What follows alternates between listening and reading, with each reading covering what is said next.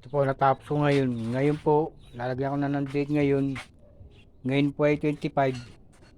Mula po ngayon 25 hanggang May to 8 to 9. 14 to 13 to 14 days po, 15. Bibilang po ako nun. Pero mga 13 days lang, 14 days. Susubukan ko pong magluto kung tama na alat. Kasi meron pong ayaw ng maalat eh. Ito namang mga basag nito. Pambenta na po ito. Binibili po ito rito ng 11. Mamaya lang po wala na yan. Meron na nga po may-ari ng 20 nito eh. Kunti na lang matitira.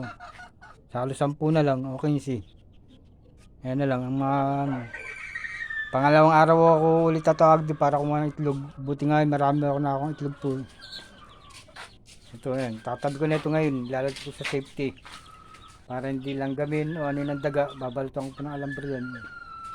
Iskrin niya itong gartong iskrin na yan. May nakaabang naman ako dyan. Ayan.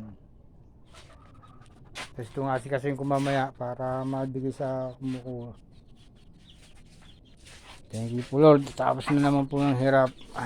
Mamaya naman. Ang gagawin. Pahinga muna. Pahingahan din po. Tapos muna. Oras na. Maya makakantang halian mga batang alauna.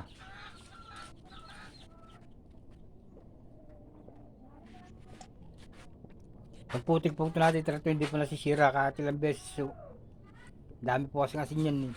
Bumil pa nga ako ng asin eh, sinabi ko sabay ako, dadagdagan ko eh. Sabi sa akin wag na. Kasi marami lang asin yan eh.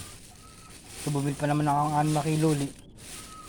Ito ang pinakamatipid na ulam ngayon sa panahon ngayon, yung asin. Bawag tubig at saka asin. Salamat po.